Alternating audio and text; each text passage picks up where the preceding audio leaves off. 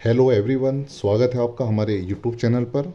आज हम इस लेक्चर में कवर करने वाले हैं मूल अधिकारों में मूल अधिकार जो भारतीय संविधान के भाग 3 में वर्णित है और भाग 3 में अनुच्छेद 12 से लेकर 35 तक। तो इसमें एक महत्वपूर्ण आर्टिकल आपके सामने इस लेक्चर में कवर होगा जिसे संवैधानिक उपचारों का अधिकार के नाम से जाना जाता है, जो भारतीय संविधान के अनुच्छेद 32 में मूल अधिकार वाले चैप्टर में वर्णित है। देखिए, अनुच्छेद 32 जो है वो भारतीय संविधान में जो नागरिकों को अधिकार मिले हैं उनका एक तरीके से रक्षा कवच कह लो या उनका उपचार आप कह सकते हो। जैसे किसी व्यक्ति के मौलिक अधिकारों का अगर हनन होता है तो उन्हें बचाने के लिए या उन्हें लागू करवाने के लिए वो सीधा न्यायालय जा सकता है, सुप्रीम कोर्ट जा सकता है या हाई कोर्ट भी जा सकता है। तो इस बारे में जो चर्चा भारतीय संविधान के अनुच्छेद 32 में वो की गई है। अनुच्छेद 32 अर्थात संवैधानिक उपचारों का जो अधिकार है उसके बारे में कुछ संविधान विदों ने या कुछ महत्वपूर्ण व्यक्तियों ने कुछ शब्द या कुछ स्टेटमेंट दिए हैं जो एग्जाम में अक्सर एग्जाम बार बार पूछता है। जैसे डॉक्टर भीमराव अंबेडकर की अगर हम बात करें तो अनुच्छेद 32 को इन्होंने भारतीय संविधान की आत्मा और हृदय कहा है। तो आपसे अगर एग्जाम में ये पूछता है कि भारतीय संविधान की आत्मा और हृदय किस आर्टिकल को कहा जाता है, अगर आर्टिकल पूछेगा तो आप उसका आंसर अनुच्छेद 32 लगाओगे। अगर कोई आर्टिकल का कोई कथन लिखा हुआ है तो वो आपका संवैधानिक उपचारों का अधिकार एग्जाम में आप लगाओगे। जबकि जो ठाकुर दास भार्गव हैं इन्होंने संविधान की आत्मा जो है वो प्रस्तावना को कहा है। अब इनमें अंतर क्या होगा, एग्जाम में क्वेश्चन आपके सामने कैसे आ सकता है। पहला क्वेश्चन ऐसा आ सकता है कि भारतीय संविधान की आत्मा और हृदय अनुच्छेद 32 को निम्नलिखित में किस व्यक्ति ने कहा है, तो आप तब आंसर लगाओगे डॉक्टर भीमराव अंबेडकर। जबकि जब प्रश्न आएगा कि संविधान की आत्मा जो है वो प्रस्तावना को किस व्यक्ति ने कहा, किस व्यक्ति ने कहा है, तब आप आंसर लगाओगे ठाकुर दास भार्गव। अगर एग्जाम में किसी व्यक्ति के नाम से नहीं पूछता है, सीधा कहता कि भारतीय संविधान की आत्मा किसे कहा जाता है, तो ऑप्शन में प्रस्तावना भी होगा, ऑप्शन में आपका अनुच्छेद 32 भी होगा। तो ऐसी स्थिति में आपको आंसर लगाना है प्रस्तावना। ठीक, तो चलिए आज हम जानते हैं कि संवैधानिक उपचारों के अधिकार का अर्थ क्या है। अनुच्छेद 32 में नागरिकों के लिए क्या क्या वर्णित किया गया है। तो अनुच्छेद 32 का हम पार्ट 1 की बात करते हैं। तो इसमें कहा गया है यदि किसी व्यक्ति के मौलिक अधिकारों का हनन या अतिक्रमण होता है तो वो व्यक्ति सीधा सुप्रीम कोर्ट से परिवर्तन कराने का अधिकार रखता है। देखिए, परिवर्तन कराने का मतलब क्या है, इसका अर्थ क्या है, इस बात को हम ऐसे जानते हैं। अगर किसी व्यक्ति को भारतीय संविधान में जो 12 से 35 के बीच में जो मौलिक अधिकार मिले हैं, अगर उस व्यक्ति के किसी मौलिक अधिकार को कोई राज्य सरकार, केंद्र सरकार या अन्य कोई भी ऐसी संस्था जो संवैधानिक है वो अगर छीनती है,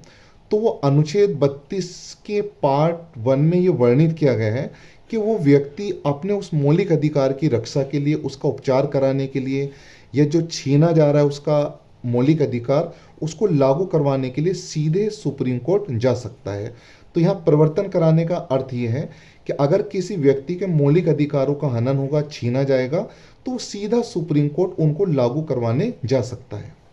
अनुच्छेद 32 के पार्ट 2 में क्या कहा गया है, सुप्रीम कोर्ट को मूल अधिकारों के प्रवर्तन के लिए आदेश या निर्देश जारी करने का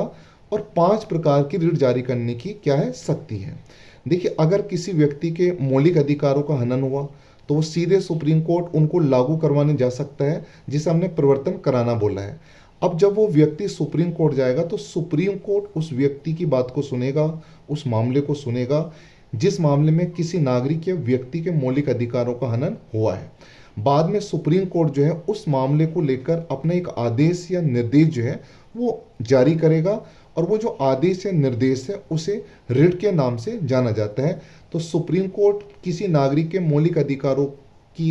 रक्षा के लिए या उस बात को सुनने के लिए एक रिट जारी करता है, जिसे आप आदेश या निर्देश या रिट के नाम से भी जानते हैं। तो सुप्रीम कोर्ट जो है मौलिक अधिकारों के हनन पर 5 प्रकार की रिट जारी कर सकता है, जो अनुच्छेद 32 के 2 में वर्णित है।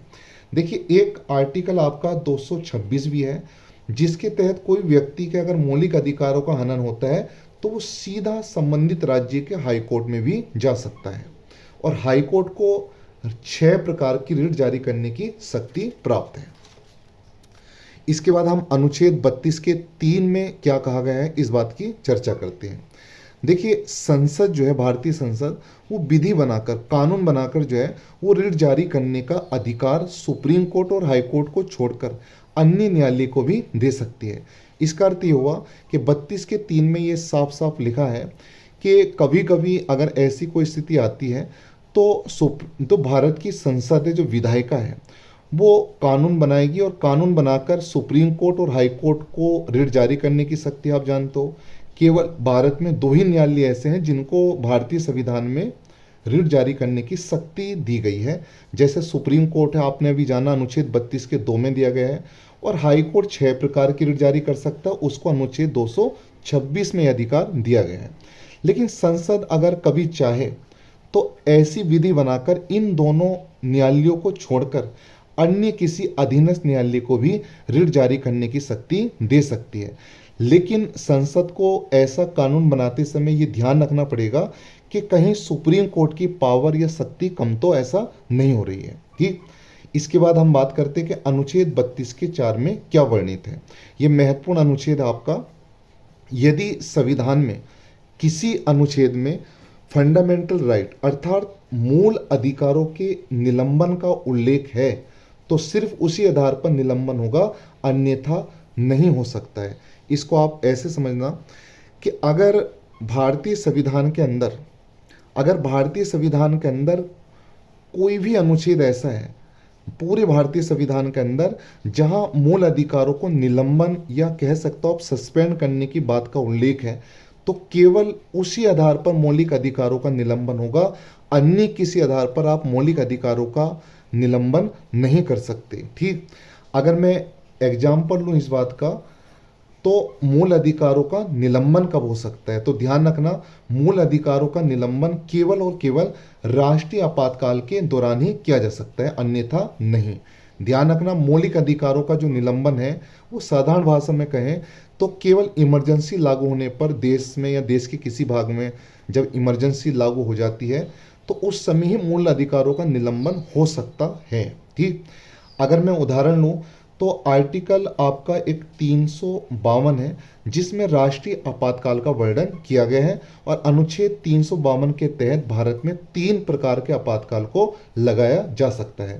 ठीक, अगर मैं मौलिक अधिकारों के निलंबन की बात करूं तो अनुच्छेद 358 और अनुच्छेद 359 मौलिक अधिकारों के निलंबन की बातों को वर्णित करता है। अनुच्छेद 358 क्या कहता है, अगर भारत में कोई बाह्य आक्रमण के कारण आपातकाल लगा है तो भारतीय संविधान में अनुच्छेद 19 के 1 में जो 6 प्रकार की स्वतंत्रताएं दी गई हैं वो स्वतः ही निलंबित हो जाएंगी। इस बात को बहुत अच्छे समझना, स्वतः ही निलंबित हो जाएंगी, उन्हें निलंबित करने की कोई आवश्यकता नहीं है। अगर हमारे देश में आर्टिकल 358 में लिखा है, अगर कोई बाह्य आक्रमण के कारण कोई बाहरी देश हमारे देश पर आक्रमण कर देता है और उसके कारण अगर भारत में आपातकाल लगा है तो उस कारण अनुच्छेद 19 जो हमारा मौलिक अधिकार है 19 का 1, उसमें हमें 6 प्रकार की स्वतंत्रताएं वर्तमान में प्राप्त हैं, तो वो स्वतः निलंबित हो जाएंगी, उसके लिए कोई विधि बनाने की या किसी के आदेश की कोई आवश्यकता नहीं होगी। ठीक, इसके बाद अनुच्छेद 359 क्या कहता है, अगर भारत में सशस्त्र विद्रोह मतलब आंतरिक अशांति या आप कह सकते हो कोई युद्ध हो जाता है, आंतरिक युद्ध, तो उसके कारण अगर अनुच्छेद कारण आपातकाल लगा है तो अनुच्छेद 20 जो है और एक अनुच्छेद जो 21 है, अनुच्छेद 20 और एक अनुच्छेद क्या आपका 21, इनको छोड़कर राष्ट्रपति के आदेश से अन्य को निलंबित किया जा सकता है। इसका मतलब आप समझो कि अनुच्छेद 20 और 21 को तो भारतीय संविधान में साफ साफ कहा गया है कि आप किसी भी परिस्थिति में अनुच्छेद 20 और 21 को निलंबित नहीं कर सकते, लेकिन अनुच्छेद 20 और 21 को छोड़कर अगर अनुच्छेद 359 लगा है, मतलब सशस्त्र विद्रोह लगा है, इसके कारण आपातकाल लगा है, तो आप कुछ मौलिक अधिकारों को या सभी मौलिक अधिकारों को निलंबित कर सकते हैं, लेकिन ऐसा राष्ट्रपति के आदेश से ही होगा।